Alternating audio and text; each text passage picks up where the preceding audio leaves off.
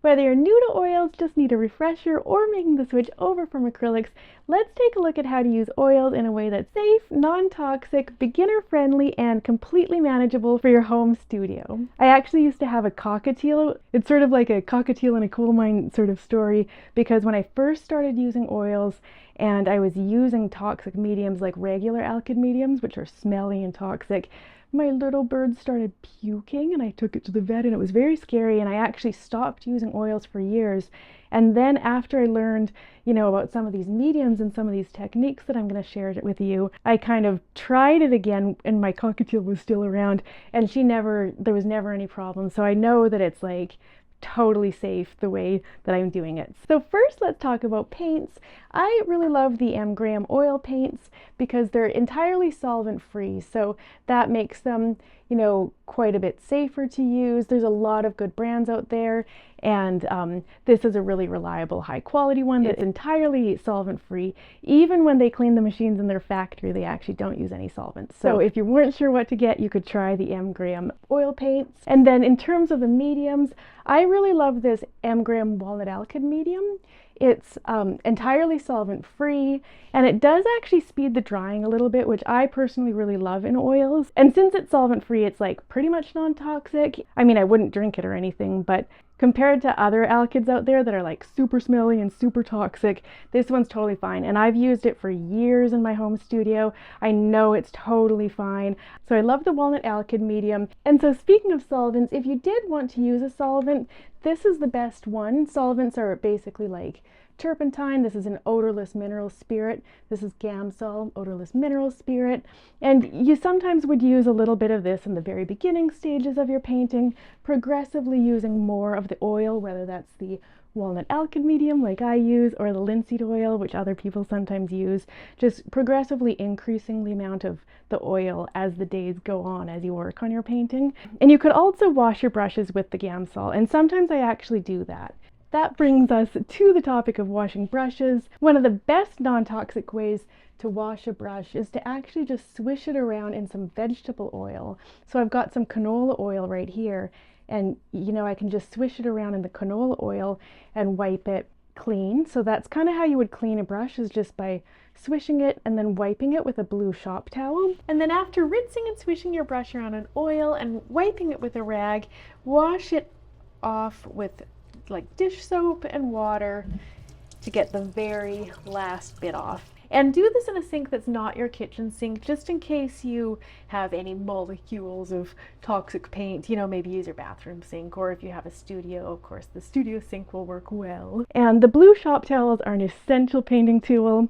They're very durable, so they have, they don't break that easily. Apparently you can actually stick them in the wash. I've never done that, but, and they don't leave lint on your painting if you're like, wiping with them. I often use it even as like an eraser. Say I make a mistake, you can actually dip your blue shop towel like into some like oil, and then kind of wipe the part off, with that. So it's kind of like an eraser. I always have one in my hand as I'm painting. People will see me like constantly doing this, But yeah, so that's essentially how you would wash the brush, just swishing it in. This is vegetable oil right here. And if you wanted, you could use the Gamsol, which is also, going to do a really good job of like washing the brush. And the other option you do have is this absolutely amazing brush cleaner by CCS, Chelsea Classical Studios. They make their brush cleaner with like a lavender oil, which is another good replacement for solvent. It has this like beautiful lavender aroma.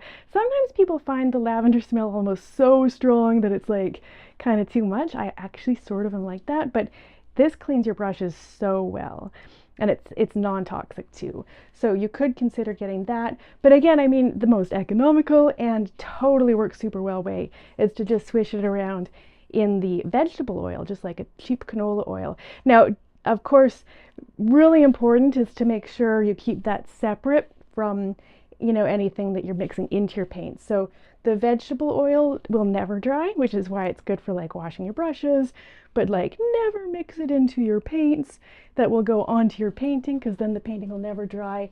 And instead only ever use the walnut alkyd medium when you're mixing any paint that'll go on the surface of the painting. Another safety tip is that I actually wear gloves when I paint. I don't normally do it in my videos because I want the videos to look pretty, but I do actually wear gloves when I'm just painting.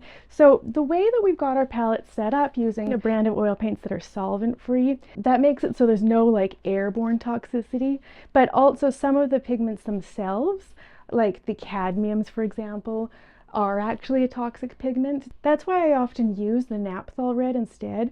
But the cadmiums, and also the cobalt. So if you have like a cobalt blue, a beautiful blue, that's toxic. But it's not like an airborne toxicity. It's more the type of thing that if you get it on your hands, definitely if you get it on like a cut, then it could absorb into the skin. But otherwise, it's going to be okay. So I just wear the gloves as like an extra precaution for any of the pigments that, are kind of toxic, then they won't absorb into the skin. And that actually applies to acrylics or even watercolors. All of the pigments are the same across all of the different mediums. So, a cadmium red acrylic is the same pigment, and so it's also toxic in acrylics or, in watercolors or whatever medium you're using. But there are like substitutes. So you could use, if you use like cadmium hue, for example, cadmium orange hue, hue actually sort of means fake, but not like in a bad way. It just means it doesn't have like actual cadmium in it, which is what makes it toxic, and instead it's kind of a synthetically designed pigment that looks exactly the same as cadmium orange, but it isn't toxic. So you could just get like the cadmium hue varieties of your yellows and your oranges and your reds paints. But a lot of the paints are sort of on a spectrum of like toxicity. So again, wearing gloves is just like a great way to go. And with the use of the like brand of pigments that doesn't have any solvent, you're like really safe this way. If you ever buy a brand of oil paint and it smells, that is actually a bad sign that the paints do probably have something in it that's not that great and could be a little bit of an airborne toxicity. Smell doesn't necessarily mean toxic or non-toxic. So this Gamsol, for example, is actually an odorless solvent. It's nice that it doesn't smell, but it is actually still like toxic. But still, if it does smell, that's a pretty sure sign that it's a little bit toxic. And then getting into like studio safety, one other thing to be aware of is that when you get like a rag and it say becomes like really drenched, I'm not even going to do it for demonstration, but in oil, like say you're painting and you accidentally like spill all your medium on the floor and you're like, then wipe it up with your rags, whether you're using paper towels or like a cut up t-shirt, cut up cotton shirt, or the blue shop towels. If you get any of these rags or paper towels or whatever super oil soaked, that is actually like flammable, and restaurants and things need to be aware of this too. So an oil soaked rag is flammable and it can like spontaneously combust. But what I would do in that case, this is actually a clever trick that I learned from my woodcutting teacher back when I was doing my undergrad. Say this rag was like soaked in oil, what you can do is actually stick it in a bag, pour a little bit of water in there, squeeze all of the oxygen out, and like tie it in a knot with no oxygen and a little bit of water. And then if you're like a total maniac like me, stick it in the freezer because fire needs oxygen. Fire doesn't like water. Fire doesn't like cold. And I've never ever had any problems in the last like 20 years since I've been working with oil paints. And then just, dispose of it when you get a chance, pretty much as soon as possible. And if you're able to, like the garbage outside of my building has a metal lid on it. It's kind of encased in this like metal garbage frame with a metal lid, and that is a great place to put these things.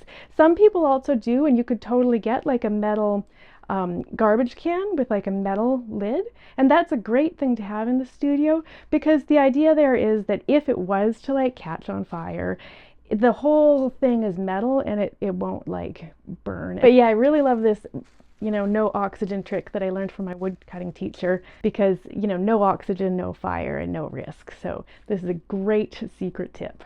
And speaking of secret tips, I love these stay wet palettes. So what I've basically got here is like a perfectly sized paper palette stuck inside of this what's called a stay wet palette. And actually at the end of the day, like, and there's a lid for it too if you want, I don't even use it, I just stick the whole thing, brushes and all, wiped off a little bit, into the freezer, and it keeps it wet for like a week or even a week and a half. That way I can just like pull the palette out of the freezer every day, paint for a little bit, pop it back into the freezer, and you know, it's all very streamlined. In the past, I found that having to like make a palette and like, you know, really clean my brushes at the end of the session and all that would sort of hamper my like creative process because it might stop me from actually painting. But in this way, it's like in and out. You just like take it out of the freezer, do whatever you want, put it back in the freezer. Sometimes I have this like rule that I paint for 25 minutes every day, which if you ever join my Visionary Artist Master program, you'll learn all about. And it's amazing what we can get done in that amount of time. But one of the crucial parts about that is that I'm not setting up my palette for like the entire 25 minutes. And lastly, if you're using acrylics and you want to get the same sort of techniques as one can get with oils, you could just switch up the oil painting mediums for this acrylic gloss medium. And also you can get like a retarding gel, it's called, which you would just mix a little bit into each one of your paints. Or there's now even available what's called open acrylics.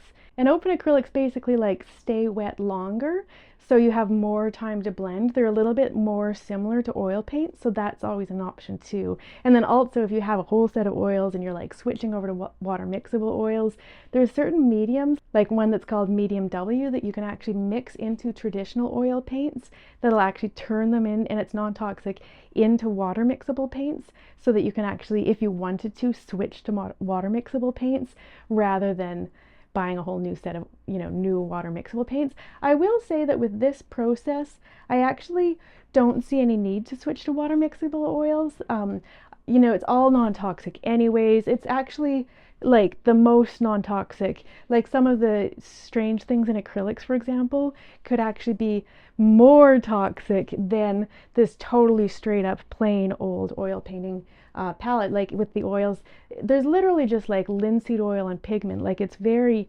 pure, you know. And then with these non-toxic mediums we're using, it's just, yeah, really clean and really safe. And yeah, so I've never really felt a desire to go in any other direction. And then when it comes to cleaning up at the end of the day, well, first of all, if you are using acrylic paints, and then you'll have like a big tub of water, you know, probably, as well as maybe some, you know, acrylic gloss medium and maybe some retarding gel. But if you have like the big thing of water, I would suggest you don't like pour that down the sink, because the pipes of the sink are a little bit thinner, and instead pour your big thing of water down the toilet, because the pipe is actually quite a bit bigger. That way you'll never like clog the drainage systems in your home or anything. And then when you're cleaning up at the end of the day with oils, again, like the main consideration with oils is just you don't want to be pouring these mediums in any way down the sink or down the toilet. And of course, you don't want to end up with like flammable rags, you know? So the thing that I generally do is I'll just pour only a little bit of medium out, and I'll kind of use it up, you know, wiping the brush in between and that kind of thing. And, you know, throw out the rags and just kind of use it up. And if you stick it in the freezer at the end of the day, it'll stay wet too. You'll find it's a little bit hardened like when it first comes out of the freezer, but then it goes back to normal after that. But yeah, it's bad for the environment to like pour any of the oil mediums down the drain. And lastly, if you're wondering about how much medium to mix into your paint, I'll often just use like a little bit of medium just to make things kind of flow a bit more fluidly. Sometimes if I'm doing like what's called like an impasto, where I want like thick, creamy, say whites or whatever, you know, then I won't use any medium. And in my classes, I go into all of this detail. But in general, you just use a little bit of medium, just enough so that the brush will glide across the canvas, you know, very nicely, and you won't be getting a sort of like dry brushing, sort of sticking kind of effect. But if you start to like use so much medium that it's like dripping down the surface of your painting, you know you've used a little bit too much medium. You might just dab some off with a rag and, you know, you mix less medium in next time. So I hope you found that helpful. Inside each of the lessons, I'll actually have a materials palette. So different classes have slightly different suggestions of the materials. So inside each one, there's the materials video, and you'll be able to see exactly what colors I've got for that particular video. But I wanted to give you this quick introduction to using oils and how to substitute for acrylics. And the most important thing is not to feel overwhelmed by all of the information I've just given you. Basically, you can just do exactly what I do and it'll be totally fine, but I just wanted to give you all of this extra background in case you need it. If you found this helpful, be sure to subscribe and check out my classes, and I hope to see you and paint with you in a class soon.